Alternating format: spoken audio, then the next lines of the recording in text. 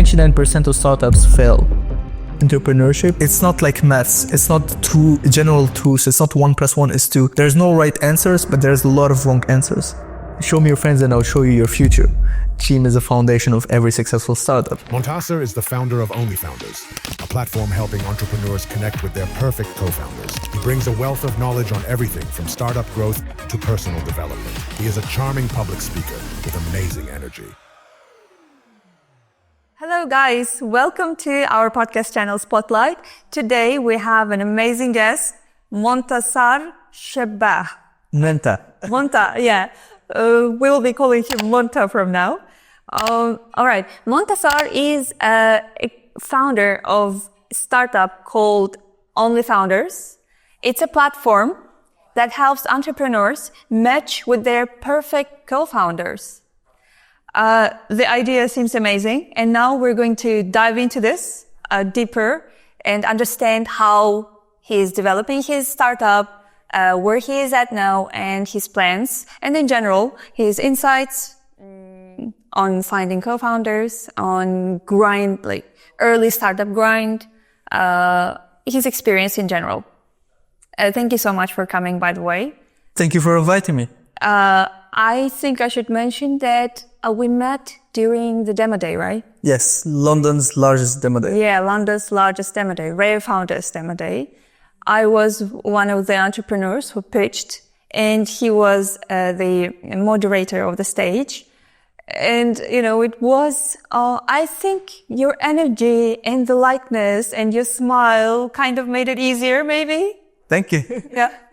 And, well, today, we're actually, of course, to get some of your signature energy as well. Thank you very much. Really appreciate it. You did really great on the pitching. Thank you so much.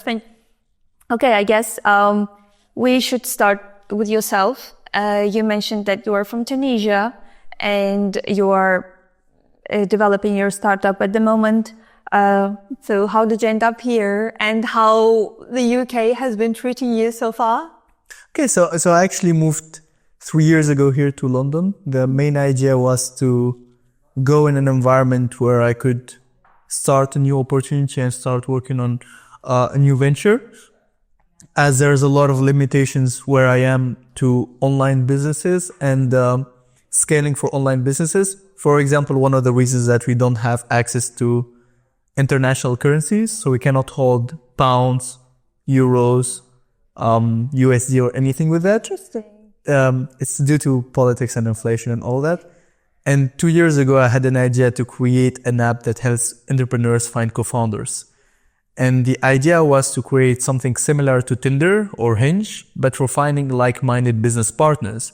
Because the essence of it is that we discovered that there's a lot of programs that help founders, such as Y Combinator, Techstars, a lot of accelerators, but they usually only help startups when they already have the foundation, which is a good team and good traction. Definitely. At the early stages, nothing else matters in my belief. Yeah. With that being said, since 99% of startups fail, and at the beginning. Yes, and 99.9% of startups are not accepted in these accelerators and incubators, all of the rest are left over without guidance and help. And those who do not have like-minded partners, like-minded individuals to work with and to grow with, they are left aside. Although they may not be bad people in themselves, they may not lack skills themselves, they just need to be connected to the right people. Yeah. And my father always told me that the team is a foundation. My father told me actually that show me your friends and I'll show you your future. And I believe that the team is a foundation of every successful startup. This is why we tried to create OnlyFounders app with that mindset, because we believe that if you're connected to the right people, you could grow a lot. And a lot of times people look for like-minded people while they actually should look for really diverse skills. For example, you're working on an app or a software business, you do need the business mindset. You do need the marketing mindset. You do need someone that is pitching, but you also need, specifically in that business, software business, someone that is in development, someone is a UI, someone that is technical to build that business. And these identities and personalities are completely different and really difficult to find specifically in your small circle.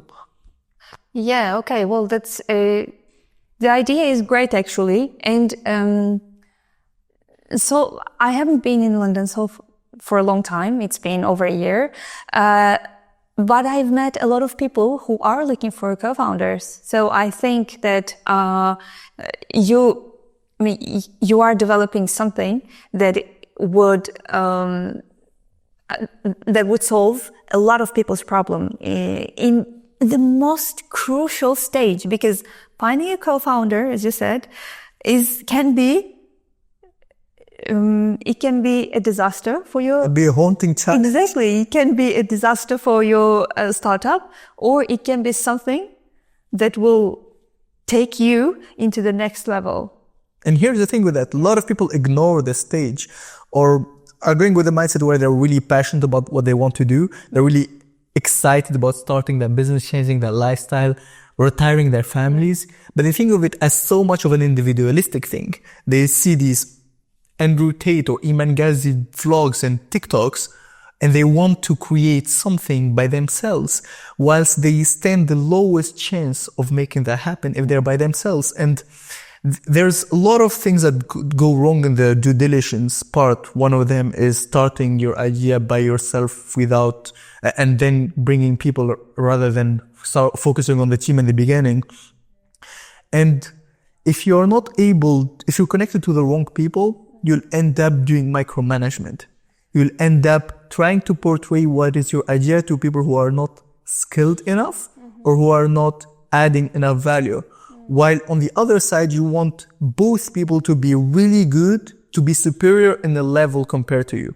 I want you, let's take an example that you're a really good developer. I want you to be an amazing developer that would be way better at me in development. So you will teach me stuff, and you want me to be an amazing, let's say, marketer that will be way better than you in marketing, that will teach you stuff. Not that I am better or you are better, but in different stages, in different characteristics, you are better than me and I am better than you. And that way, I could delegate to you the tasks that you fully take ownership of, and I would not micromanage you, and you literally be able to manage me in these tasks, and I'll manage you in other tasks. So that way we are completing each other, and at a later level, managing teams around that as well. Well, it's really easy to say, but so hard to find, right? Definitely. And I think OnlyFounders can be like a big facilitator in that part. Yeah. Well, is there kind of like story how you came up with the idea? In general, it's really interesting to hear. So how did it came to you? The idea is that when I was back in Tunisia at around the age of 16 or 14, 15, 16, I was always interested with entrepreneurship and things that were a little bit different. And I come from Tunisia is a small country. It's a small community. There's not much diversity compared to globalized countries. So there's not much different interests and different communities. In that sense, in my high school, from high school till college, I was connected with a certain type of people that were 90% of them interested in the same things. We go to the same parties, we go to the same events, everyone plays in the same playgrounds and the same football or parties. And I wasn't interested by that. At 14, I started working out. I wanted to start e-commerce. And since I was interested in e-commerce and at that time drop shipping as well, e-commerce and drop shipping, and there was the issue of not having access to online currencies in Tunisia, that led to less people being interested in that. And in my community, people wanted to be engineers and doctors, and that's completely okay. But I wasn't able to find like-minded people to be able to do what I like. I wasn't able to find people that love the things that I love. Obviously, they are there, but it was always difficult to find them. There wasn't much groups and networking events around that specific stage. So I always found it really valuable at that age to connect to the like-minded people, whether it's in business or it's in someone else. And usually people compare a business co-founder to a marriage, because you literally spend years with them. Though the code that is used always is that if you choose this person, are you ready to spend the next 10 years seeing their face every day? Are you ready to see that person? Are you ready to solve issues with that person when there's fights, when there's problems? Because it's not rainbows and sunshines. When you don't get the investment, when you get that bug or that issue or that cash flow problem. And it's really important to find someone that helps you in that and that is compatible with you with that. And in the relationship status of marriage or single or whatever, there's a lot of therapists, there's a lot of help, there's a lot of advice, there's a lot of rules about how to do it. But I feel like there's a lack in the area of entrepreneurship. And as I mentioned earlier, even the help comes after you already have your idea and your traction. Definitely, yeah. All these, for example, we did apply to a couple of accelerators and we didn't get accepted, even to the Unclear. I didn't apply, but Savaş, as a technical founder, he applied. And despite the fact that he has like huge experience in development, in programming, he has been doing his since like university years, so it's over 10 years, and he has like very strong portfolio because he's worked in like as we mentioned in the applications and projects of a huge scale, like 100 million users and other different kinds of projects. But we applied not even once. We weren't accepted, and we don't know why. And we also don't have much experience in developing a startup, in like growing a startup. We want to have like some kind of guidance, but so far we haven't been accepted to anything. So we're trying to do it ourselves. But as you say, this mentorship, we're lacking the mentorship. Definitely, yeah. Yeah. So, OnlyFounders. So this story, you told us a story. So, but why OnlyFounders, and where does the name come from? The name is a really interesting point. Everyone hears OnlyFounders, and honestly, I thought that there would be more people that would take the name badly, but we haven't received bad feedback about it. You mean because it's compared to like OnlyFans? Some people compare it to OnlyFans. Obviously, it's nothing like that. None of the servers are like that. If you take the name, it's OnlyFounders. It talks about founders. We talk about helping co-founders, relationships, and it's a community of founders in there. But the idea was that we create a simple name, a pronounceable name that you can pronounce everywhere. There's a lot of other names that when you talk with other people, it's difficult to pronounce where people are not natively English speakers, such as me. So OnlyFounders seems easy to pronounce. But also the other aspect is that in everywhere we want to do, whether it's marketing, pitching, recruitment, you want to be memorable. You want to be different in a way that you're memorable. I'm gonna tell you that 90% of the people that connected to OnlyFounders never forgot the name or remember the name. And I see a lot of other startups that just, their names are forgettable. Unless they're Google or something else, it's difficult to remember the names. Yeah. The fact that the name is a bit provocative, whilst we don't do anything unethical, is playing in our advantage because it converts people into remembering the app and into remembering our core values. But also it transmits also a little bit our company's culture with young teams and for inspiring entrepreneurs, not diplomatic, bureaucratical structure of a corporation where everything is so strict and all of that. It's more fun. It's more an app for early stage founders, for passionate young individuals. Yeah. Oh, well, I like the name. As you said, it's easy to remember because it consists of everyday words. OnlyFounder. Exactly. But together, it is quite unique. No, I think I should congratulate you on the name. It's really good. And to be honest, I didn't actually find any connection with OnlyFans until just now. That's definitely a new one. I put myself under the bus on that one, but I'm sure the viewers would. Maybe, yeah, probably. Most of the people might might have this, this priority. Most of the people who know that, sir. Yeah, exactly. Do you know that? Probably, yeah, it's probably because you know the other one. Yeah. Okay, well, you have co-founder, right? You have Alexandra. What? I mean, I saw it on LinkedIn. So how did you find your co-founder, and what were I'm sure that you've heard a lot of stories of finding co-founders, of finding the right co-founder, and stories about co-founders gone wrong, for example. So please tell how you found your co-founder, and what would be the red flags and the green flags of in finding right co-founders. So when you look at co-founders, you have a lot of red flags that you should be able to look out to. One of the things that we see a lot is people who are probably being kind of entrepreneurs and that have a lack of trust and organization. With that being said, the essence of a good relationship is trust, is reliability. I rely on you. We have 2 tasks. You're going to do one. I'm going to do one. Doesn't mean that I'm going to give you that task or something, but we have to reach that goal. I have to rely on you in that sense. And with that being said, if I am not able to rely on you, there is a big issue of trust.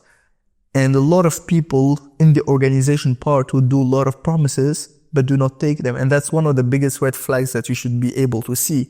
No matter if you align well with the person or not, or if they talk about the idea as much as possible or not.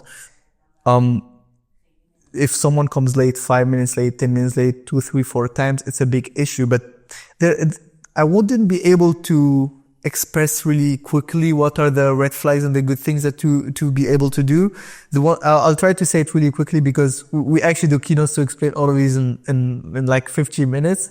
But the first thing to focus on is values. Because here's the thing. I could be really good skilled. I could be really compatible with the company. I could be all of these good things. But if I do not have good values and we do not have aligned values, there's going to be issues in that. Because I could disrespect you. I could promise something and not do it. I could do something that doesn't align with values. We talked a little bit earlier before the meeting, I'm Muslim. And for example, if I'm connecting with someone that wants to bring girls on a yacht and do a video as an advertisement, that wouldn't align with my values. So we'd have collisions there. If someone wants to do methods of organizing a business that is disconnected with my values, that would create a lot of issues in that. The second thing to focus on is how trustable the person is. How much can I rely on you? So if I give you a task, if it's not a one-time thing. If we have a meeting and you come 5 minutes late the first time, the second time, the third time, the fourth time, the fifth time, that's a big issue. It's not about you doing the things, but it's about you promising on your own to deliver specific metrics and keeping them or not. It's not about being perfect, but it's about your relationship to that. And the one big issue in co-founders' relationships is that a lot of people do not talk about the long-term vision. And here's the thing. We had a mentor that worked specifically on co-founders' conflicts management. And the biggest issue was this. And let me give you an example. We may align a lot and discuss a lot the work-wise. OnlyFounders is going to be this. We're going to reach this. We want to put these features and we want to target it this way and we want to share it this way. But we may not agree on the ways we're going to do it, the ways you're going to reach the goals, and the long-term personal objectives. With that being said, I may love London and want to live here forever and want to scale up to 100 million company. You want to IPO. For those who do not know what is IPO, basically going public, which is really a big hustle. We want the stress of IPO. You want to fly to 20 countries to scale in 1 year. You want to do this, do that. And I just want to live with my wife, my kids, my family here and just be really comfortable with a couple of millions in the startup world. So these two visions could collide a lot. Or other examples would be that and these are really common examples of issues that happen between co-founders, could be political disalignments. And we're not talking about small political disalignments. We've seen a big movement between Trump and Kamala where a lot of women were hating on Trump and a lot of men were really loving Trump. And that creates a big grief moment, or between the situation that is happening between Israel and Palestine. That creates a big grief between founders. You're not talking about small issues, you're talking about big ones. So although you're not supposed to talk about every detail of your life, you have to treat it as a long-term relationship.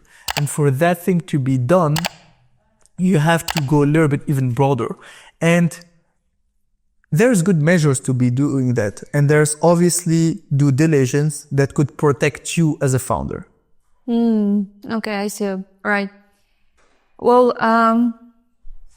there's a lot to watch while going into this kind of relationship. But how does your app, for example, help in this part? How does your app make sure? I wouldn't say that anything could give guarantee on that you're gonna find the best co-founder or the perfect co-founder. But what are the measures that you're taking in order to help entrepreneurs to find the best possible match? Okay, so there's different ways that we try to help in this. The first, and on the app only, we do have the filtering section, which would help you categorize the person that you're connected with. So if you're looking for soft development skills or like marketing skills or sales skills, specific skills, you can matchmake with the right person depending on these categorizations. So you have a lot of filtering depending on what you have, what you're looking for, and how much is that compatible with what the other person has and what the other person is looking for in different metrics. So we are focusing on having as much categorization as possible while bringing people from same age, same country, same looking for in the co-founder connections. And the other part is to help people understand these concepts as well. We have another section where we have mentorship, but also learning section, which we're developing more to help people do their due diligence. And whilst in the previous question, I talked about the importance of due diligence, some data points and some information, some stuff is not known from people, and it could completely change their relationship to entrepreneurship. I'll give you an example. We're focusing on early stage startups. And there's a lot of scenarios where, let's consider us, we're gonna work on a startup together, a new venture, and we decide on the idea, everything goes well, we didn't do much hard due diligence, and we say, hey, you take 50%, I take 50%. Maybe I take 51, you take 49, so that it's a little bit safer. And we work on the project. 1 year after, you leave. And 2 years after, we raise funds and we're $1 billion company, we're a unicorn. And now you have 49% of the company. How do you solve this problem? There's a lot of knowledge points, data points that founders do not know and that I didn't know as well before. There's a concept that is called vesting. And for those who are not familiar with it, which means that both founders do not get the money, do not get the equity yet. They have 1 year cliff, which means the first year they won't have any equity. After a year, they may have 20% of the equity that they are supposed to have in total. And every year they'll get 10% of that until sometimes 4 years or 5 years, depending on how you do the vesting. And these are measures that protect the founders. They protect them because if we work together for 1 year, you take maybe instead of 50% after the first year you have 0% and I have 0%. The second year we have both 10%, and then you leave, you only have 10%. That's a good measure. And we have something else. And if you left, we're protected. I mean, if you do it after 4 years, 5 years, probably you deserve all of the equity that you had at that stage. But that helps from scenarios where people work on the idea, get equity and then leave, and they own the equity still. And there's a lot of measures the same way that help founders. Mm-hmm. they help founders do their due diligence. And we want to share these things that founders do not know to help them do their due diligence, because the one thing that you advise first, such as what I did with Alessandra, is to work on a project with these people, to test them, to have a probation period. But to be able to have the probation period, you have to have a real test. So you can give them equity and take your equity yourself, but just delaying the transfer of equity with certain KPIs and certain certain time milestones. Additionally, there's another way that this works for investors as well. Let's call you an investor and me a really early stage startup. You want to give me 100K, which is okay, really good. But you want to take 30% of my company. That seems a lot. And I do not know what is the real valuation of my company. And a lot of startup founders will just stop talking with investors in the beginning because they do not know how much they're valued at. They are pre-money valuation. So what we could advise in that part is two main legal concepts that are called safe agreement, simple agreement for future investment, or convertible notes. And what this means is that I get the money right now. I don't give you a valuation yet. And the next round, you'll receive the same valuation as the next round. So after the money, the investor will get valuation after the next round with what we call a discount, which means that they'll have a better deal. So like instead of 100K for 10%, they'll have 100K for 11%. So that's a discount because they came a little bit earlier. And these methods and measures that sometimes are legal, sometimes are just not knowledgeable to people, doing a psychometric test, connecting on this. These are focusing on long-term vision. All of these things, people do not know that these are really important in connecting with founders, and these could protect both of them. It's not that someone is winning more, protect both of them and gives more chances of a winning relationship and winning partnership that we want to share with founders within our mentorship section and our podcasts or learning section. All right, I see. So it's not just about finding the right co-founder, but it's about getting knowledge, about getting mentorship and advice on how to make the right agreements, how to protect yourself, or how to protect like both of the parties. The idea is that we have at some point a pre-online incubator and a co-founder matchmaking. We're not trying to compete with accelerators or incubators. We're not doing that. Our objective is to focus on people who feel left over, who feel not guided, that they are told that they're not good enough from accelerators and incubators, whilst they just do not know the basic data points, the basic knowledge. They do not know what is the difference between accelerator and incubator. They do not know. They go to a networking event, they hear Series A, pre-seeds, bootstrapping. What does that all mean? Term sheets. What does that all mean? So they try to understand these concepts. We explain to them these concepts so that they can better off start in the startup ecosystem and have higher chances of success. Because most of the failures come from the beginning and they're really easy to avoid. Okay, now I understand completely what the idea is. It's just, supporting like very early stage startups with advices, with mentorships. And as you said, there are so many startups, like there are so many entrepreneurs that can't get into like accelerators or incubators.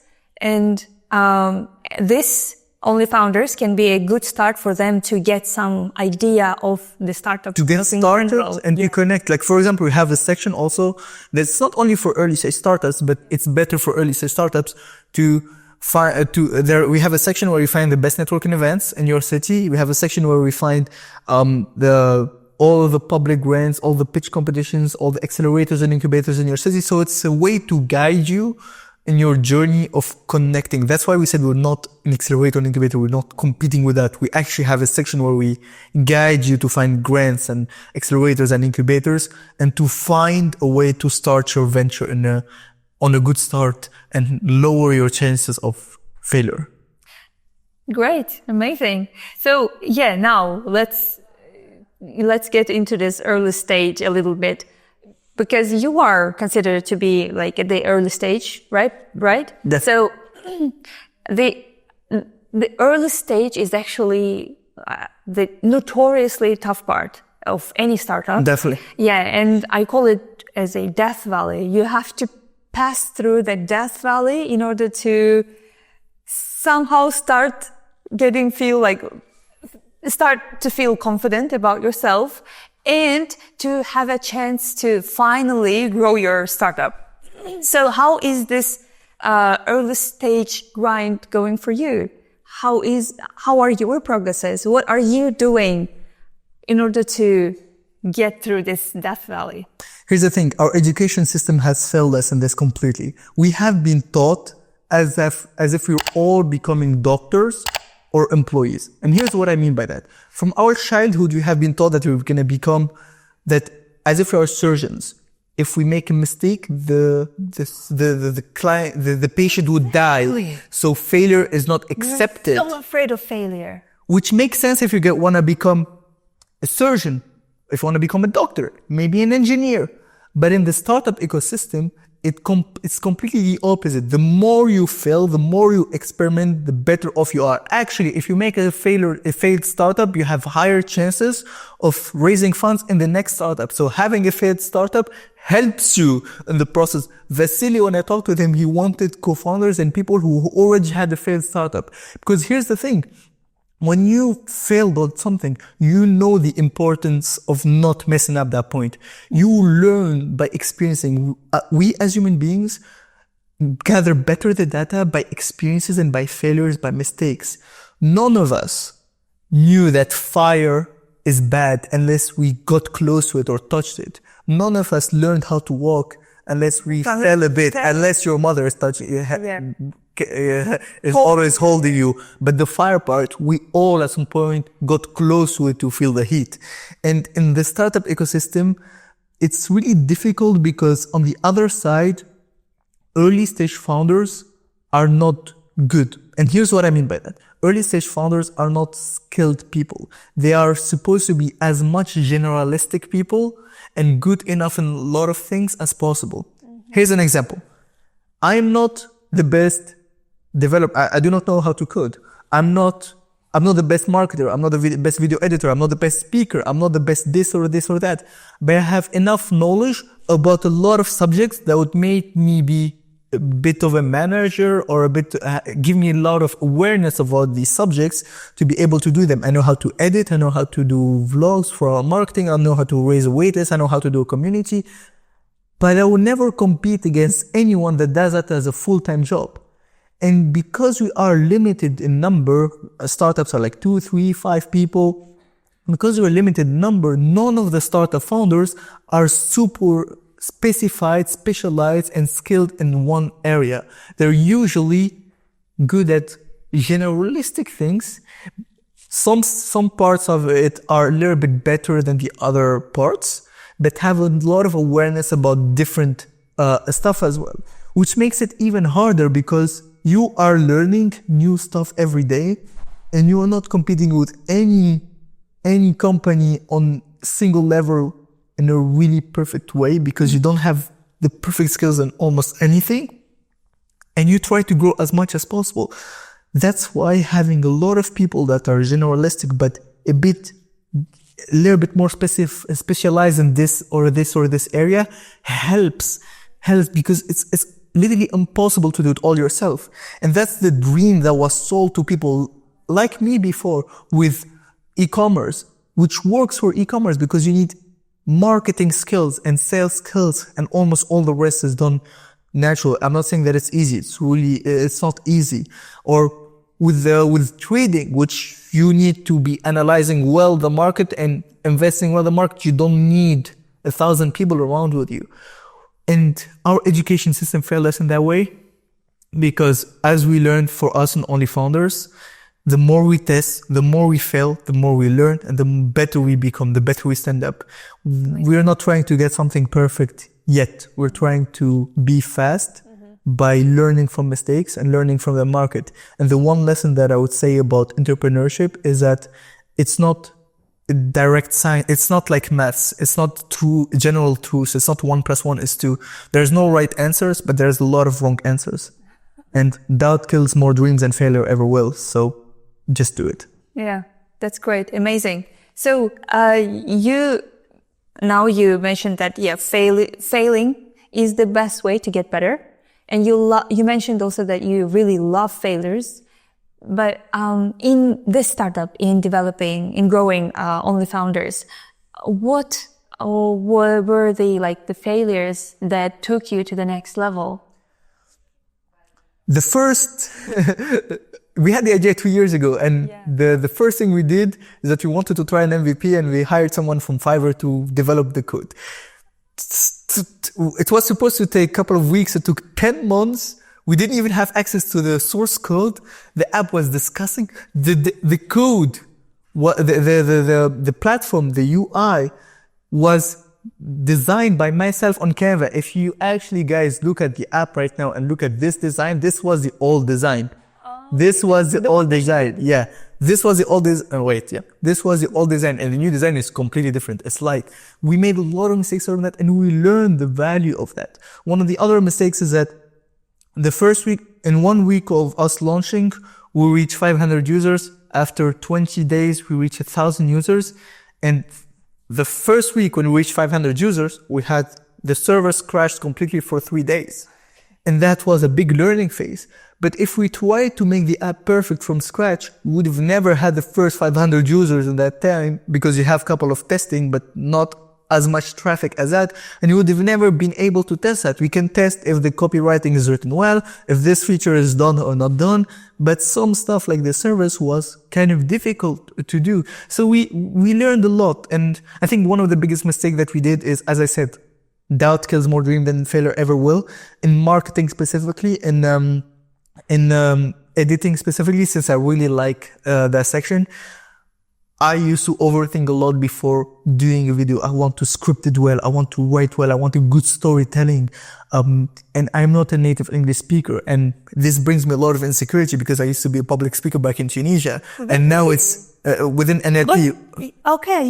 But the thing is that you're not a native speaker, but you are great at public speaking. I mean, as I said, when you were like moderator, you were so comfortable. It felt like you were on the stage, you were like, as if it was your like natural place, you know?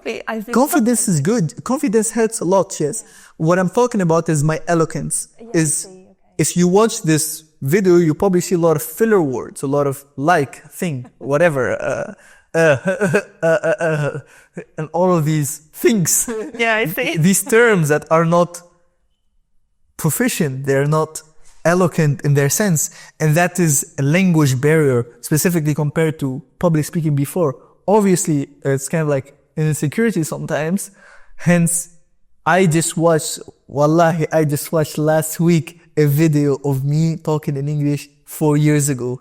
And trust me, I did not know how to talk, and I only learned by failing, by trying. Exactly. By not being perfect, by going on stage, by getting stressed sometimes and messing up, and who cares? Exactly, who cares? And now everybody thinks that you're a great speaker. And I'll probably be a better one in 5 years, in 2 years. I'll always become a little bit better. If I would watch this maybe another day and I'll say, oh, this is terrible. Yeah, probably. I mean, I hope it will be like this. I hope that in a couple of years you will watch this and you'll be embarrassed for yourself, because at that point you would be amazing at speaking. I may be embarrassed, but I would not regret it. But because here's the thing that again, our education system didn't teach us. This journey of a lot of people fail for this reason, is that they set New Year's resolutions and want to change 90% of their life in their first day. And this is what I used to teach partly in NLP, is that you have all of these addictions, lifestyle, and then the next day you want to wake up at 5 a.m., do a cold shower, go to gym, work out, do a business and make 10 million a year. It's impossible. The key thing to grow is to do 1 million baby steps, one small step every day that would compound at some point. Try to be better than yourself 1% than the day before, because all of us want to see the bigger picture at the end. All of us want to compare ourselves to Mark Zuckerberg when he was at Harvard and built Facebook or something like that. But the thing is that you should compare yourself, to yourself yesterday, to yourself last year. What did you change? Were you a bit better? That's good enough. Because we cannot take that much discomfort. It's so uncomfortable to change and to implement these new things. And the mind takes 90 days to get a new habit in place. So to be able to be comfortable in that, you have to implement it slowly and this and this and that. And also when you implement 10 different things, gym, cold shower, 5 a.m., all of that, you'll have bad sleep. Your business part is 2 hours a day. Work-life balance in the early stages is not... It's not possible. It's not possible. Someone that talks about work-life balance in the early stages did not start a startup. Yeah, definitely. You have to be delusional and obsessive because 99% of startups fail. You would probably not succeed.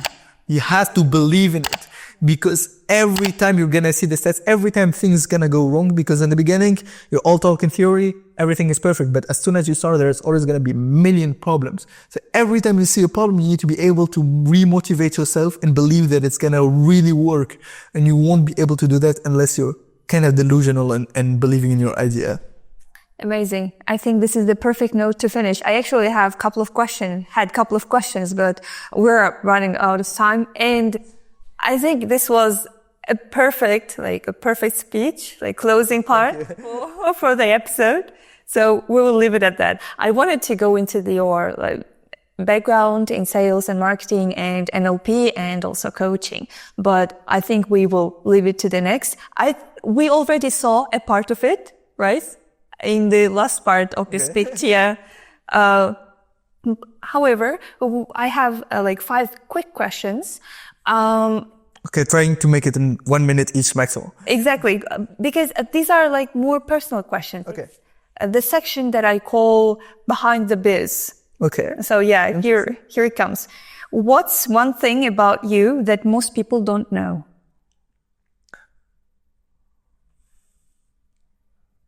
One thing about it that most people don't know. Okay, we can wait for it to start.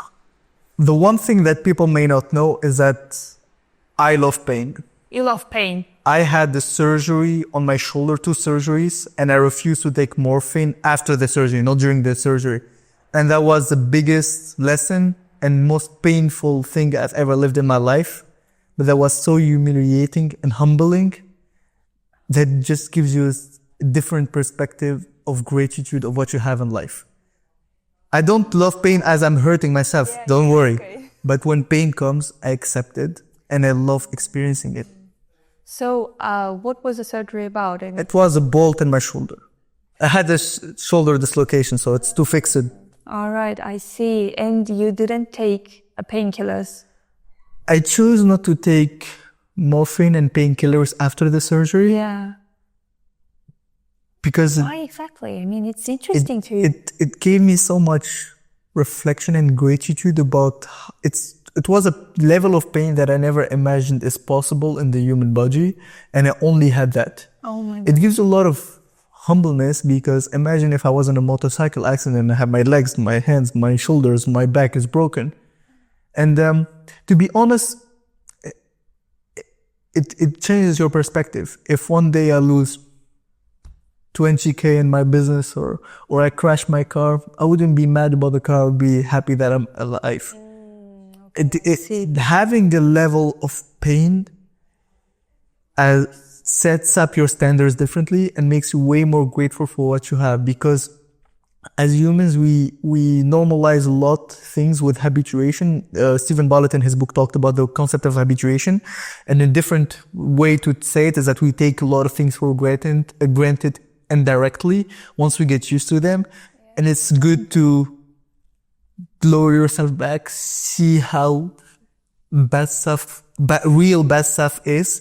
And in my case, it helps me. I'm not a depressive person, but if I have sad thoughts or pessimistic thoughts, it helps me in that way. And it gives me more gratitude for what I have and awareness of the people around me.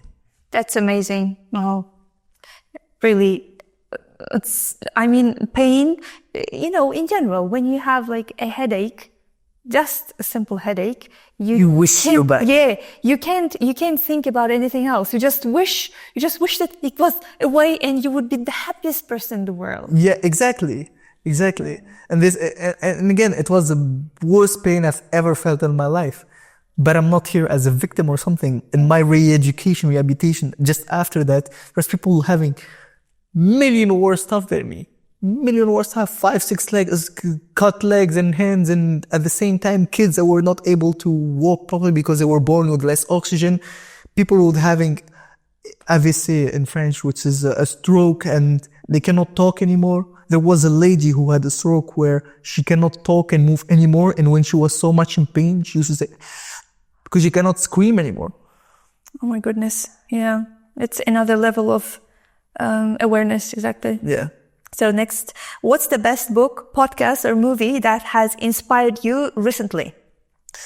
I would say two things, to be honest. The first book in self-development that I read was Limitless by Jim Quick. And it talks about how how your mind is unlimited, and how a guy went from a broken brain, literally a broken brain, to being able to learn. And it taught me how to learn. And I really recommend this book for everyone age 15 to 30. It's really interesting. It's really simple to read, and it's really valuable. Now, going to podcasts, obviously I'm going to mention my favorite Diary CEO. And the best podcast that inspired me, I think I'll mention 3. Daniel Priestley, the podcast with Daniel Priestley, that helped us actually build a waitlist for our business and get better customers. Alex Hormozi really touched upon me because I felt like similar stories. I'm not like him, but I liked a lot the podcast. And 3 weeks ago, there was a podcast about dopamine from a lady, and that was really interesting. Yeah, it's very efficient at this stage in our era, because right now, like dopamine and these addictions and these quick pleasures are so accessible. Definitely. Easily accessible. I'm not gonna try to... that we have to control, that we have to like... maybe previously, like 100 years ago, it was really hard to entertain yourself. But however, now it's really hard to take away yourself from entertainment. I won't try to explain it. The podcast is way, way better explained. Okay. All right. If you weren't doing what you are doing now, what career or role would you love to try? I love helping founders. I love helping people in their journey. I would do what I used to do before, which is coaching people, NLP, helping people learn soft skills and mindset-wise that would completely transform their lives. Because perception is the most important thing. If you don't have confidence in yourself and what you're doing, and if you do not have the right data sets and the right action points, you may act completely different. And again, your environment, show me your friends, I'll show you your future. Your environment and your mindset is what sets you. Great. What's your go-to activity or go-to place to unwind after a tough day, week, or month? Activity, I would say jiu-jitsu. Jiu-jitsu. You get humbled really well. You go every day. You get beat up. I never wasn't. You get beat up and you go back home. So you do it every day? No, I do it twice a week. But every time you go, you get beat up and you go back home. It's so humbling. I did gym for 7 years and it's completely different. It feels narcissistic as a gym because you always push. Yeah. But when you go with big guys, they'll kick you out and leave. It's so humbling. It's completely humbling. Activity, I'll say, I love, we're in London, but I love driving. So, or taking a breath, but we cannot do it here anymore. I see. So going out in nature and watching stuff. Yeah. Well, amazing. I think we got to know you better. We got to know you a lot today, and we're really grateful. And we're really grateful, grateful to you that you came. And in general, we're grateful to circumstances that we got together and we got to meet you.